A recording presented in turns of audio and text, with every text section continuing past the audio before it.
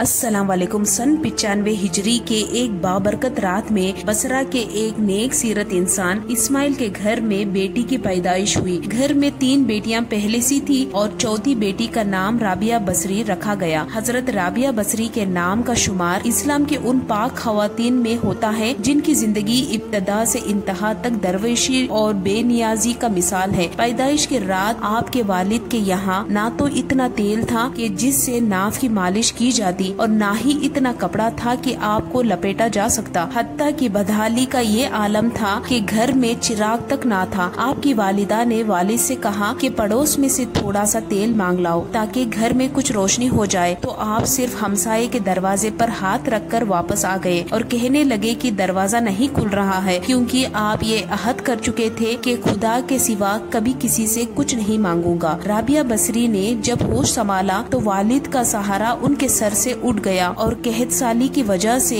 आपकी तीनों बहनें भी आपसे जुदा होकर ना जाने कहां मुकीम हो गई। आप भी एक तरफ को चल दी और एक जालिम ने पकड़कर जबरदस्ती आपको अपनी कनीज बना लिया और कुछ दिनों के बाद बहुत ही खलील रकम में बेच दिया। और उस शख्स ने अपने घर लाकर बहुत मुशक्कत के काम आपसे लेना शुरू कर दिया। एक मर्तबा आप कहीं जा रही थी कि किसी नामहरम को अपने सामने देखकर इतने जोर से गिरी कि हाथ टूट गया। उस वक्त आपने सर बासुजूद होकर अर्ज किया कि या अल्लाह, मैं बेयारो मददगार पहले ही थी और अब हाथ भी टूट चुका है, इसके बावजूद मैं तेरी रजा चाहती हूँ। चुनांचे निदाए गैब आई, यानी गैब से आवाज आई कि अय राबिया, गमगीन ना हो, कल तुझे वो मर्तबा हासिल होगा कि फरिश्ते भी तुझ पर रश्क करेंगे। ये सुनकर आप खुशी खुशी अपने मालिक के यहाँ पहुँच गयी और आपका ये मामूल रहा कि दिन में रोजा रखती और रात भर इबादत में सर्फ कर देती। एक शब जब आपके मालिक की आंख खुली तो उसने हैरत से चारों तरफ देखा और उस वक्त एक कोने में आपको सजदे में पाया और आपकी इर्द गिर्द नूर देखा, जबकि आप अल्लाह ताला से ये अर्ज कर रही थी कि अगर मेरे बस में होता तो हर वक्त तेरी इबादत में गुजार देती, लेकिन क्योंकि तूने मुझे गैर का गुलाम बनाया है इसलिए तेरे बारगाह में देर से हाजिर होती हूँ। ये सुनकर आपके मालिक बहुत परेशान हो गए और ये अहद कर लिया, मुझे तो इनकी खिदमत लेने के बजाय उल्टी इनकी खिदमत करनी चाहिए। मालिक ने आपको आजाद कर दिया और फरमाया कि आप यहीं कायम फरमाए तो मेरे लिए बायस ए सादात है।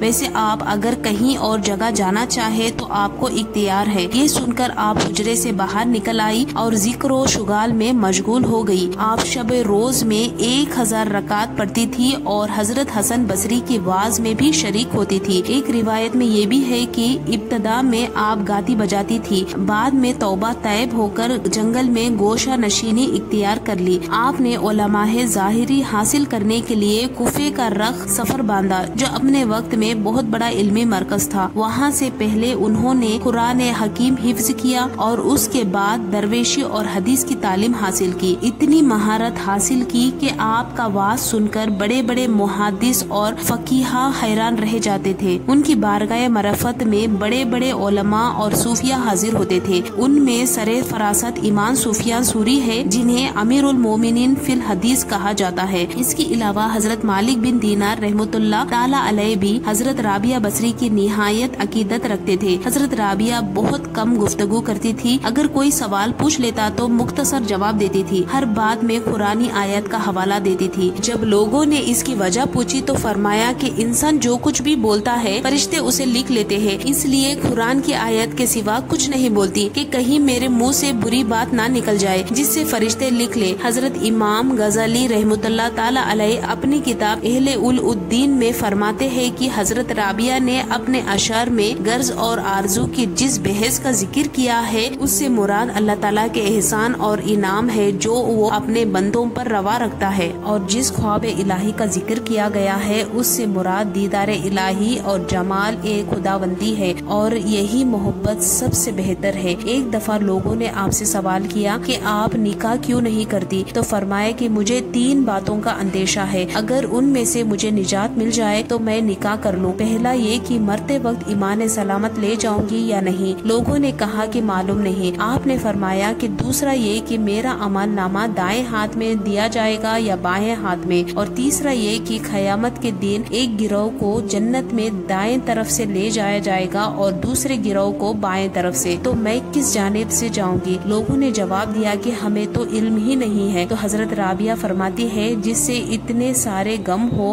وہ عورت شوہر کی خواہش کیسے کر سکتی ہے؟ ان کا دل ہر وقت خوف الہی سے معمور رہتا تھا، وہ اپنے خوف جہنم اور خواہش جنت سے بے نیاز ہو کر خدا کو یاد کرتی تھی۔ ان کا عقیدہ یہ تھا کہ خدا کو یاد کیا جائے کیونکہ وحدہ لا شریک ہے۔ اس محبت کا مقصد اللہ تعالیٰ کی خوشی حاصل کرنا ہو اور اس کا دیدار حاصل کرنا ہو۔ آپ ہمیشہ روتی تھی اور فرمایا کرتی تھی میں نے صرف اللہ تعالیٰ سے ہی محبت کی ہے، ڈرتی ہوں کہ مرتے وقت آواز نہ آئے کہ رابعہ تو ہمارے لائق نہیں۔ وہ ہمیشہ خردرے کمبل کا کرتا پہنتی تھی اور وصیت فرمائی تھی کہ مرنے کے بعد اسی میں دفن کیا جاؤں۔ ان کے انتقال کے بعد ایک خاتون نے انہیں خواب میں دیکھا کہ وہ بہت ہی قیمتی ریشمی کا کرتا پہنے ہوئی تھی۔ خاتون نے سوال کیا کہ کمبل کا کرتا کہاں گیا؟ تو جواب میں کہنے لگی کہ رحمان نے اس کرتے کے بدلے میں یہ کرتا عطا فرمایا ہے۔ اس عورت نے کہا کہ قرب الہی کے حصول کا کوئی طریقہ بتائے۔ تو جواب دیا کہ قرب الہی یاد الہی سے بہتر کوئی چیز نہیں۔ اکثر وہ اشعار پڑھا کرتی تھی جن کا ترجمہ کچھ یوں ہے، اے میرے آقا بندے خلوتوں میں تیرا قرب ڈھونڈتے ہیں، تیری عظمت کے گیت سمندر میں مچھلیاں گاتی ہیں اور تیرے مقدس جلال کی وجہ سے موجیں ایک دوسرے سے ٹکراتی ہیں۔ دن کی روشنی، رات کی تاریکی، گھومنے والا آسمان، منور چاند، چمکیلے تارے سب تیرے سامنے سجدہ کرتے ہیں اور ہر چیز ایک انداز کے مطابق ہے کیونکہ تو غنی اور قہار ہے۔ وہ اپنی دعائیں اپنے اعشار کے ذریعے بیان کرتی تھی اور اس دعاؤں کو اکثر راتوں کو چھت پر جا کر پڑھا کرتی تھی۔ اے میرے مالک ستارے چمک رہے ہیں اور سب لوگوں کی آنکھیں نیند سے بند ہے اور ہر کوئی اپنی خلوت میں ہے، میں یہاں تیرے ساتھ اکیلی ہوں۔ اے مالک اگر میں دوزخ کے عذاب کے خوف سے تیری عبادت کرتی ہوں تو مجھے دوزخ میں ڈال دے، اگر میں جنت کی توقع میں تیری عبادت کرتی ہوں تو مجھے جنت سے محروم کر دے، لیکن اگر میں محض تیری خاطر عبادت کرتی ہوں تو مجھ سے اپنے حسن لازوال کو پوشیدہ نہ رکھنا۔ وہ فرماتی تھی کہ کوئی انسان کس طرح توبہ کر سکتا ہے جب تک اس کا مالک اس کو اس کی توفیق عطا نہ کرے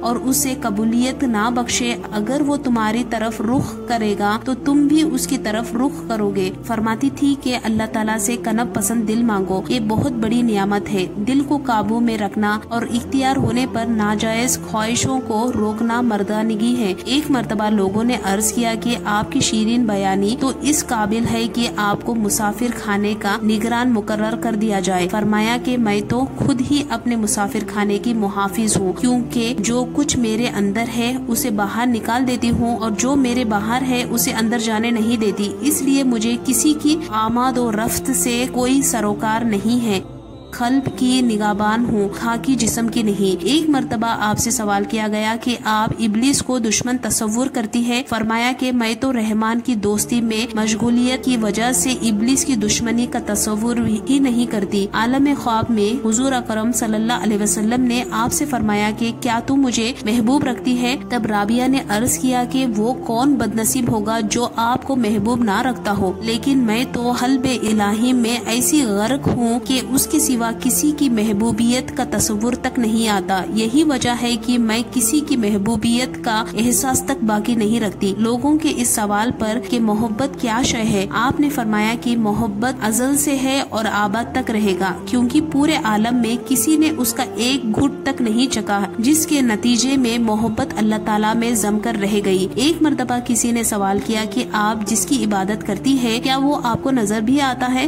تو فرمایا کہ اگر نظر نہ آتا تو عبادت کیوں کرتی؟ لوگوں نے جب آپ سے سوال کیا کہ خدا بندے سے کس وقت خوش ہوتا ہے؟ فرمایا کہ جب بندہ محنت پر اس طرح شکر ادا کرتا ہے جیسے کہ نعمت پر ادا کرتا ہو۔ آپ اکثر فرمایا کرتی تھی کہ صرف زبانی توبہ کرنا جھوٹے لوگوں کا فعل ہے، کیونکہ اگر سچے دل کے ساتھ توبہ کی جائے تو دوبارہ کبھی توبہ کی ضرورت پیش نہیں آئے گی۔ اللہ تعالی ہم سب کو قلب سلیم عطا فرمائے اور قرآن اور حدیث پر چلنے کی توفیق عطا فرمائے، آمین یا رب العالمین۔ امید کرتے ہیں کہ آپ کو آج کا ہمارا یہ ویڈیو بہت ہی پسند آیا ہوگا۔ اس ویڈیو کو زیادہ سے زیادہ اپنے دوستوں کے ساتھ شیئر کریں اور ابھی تک آپ نے ہمارے چینل کو سبسکرائب نہیں کیا ہے تو سبسکرائب کر کے بیل آئیکن کو ضرور دبا دیں، تاکہ جب بھی ہم کوئی نئی ویڈیو اپلوڈ کریں تو سب سے پہلے آپ کو اس کا نوٹیفیکیشن مل جائے۔ تو ہم ملتے ہیں پھر ایک نئے ویڈیو کے ساتھ، تب تک کے لیے السلام علیکم۔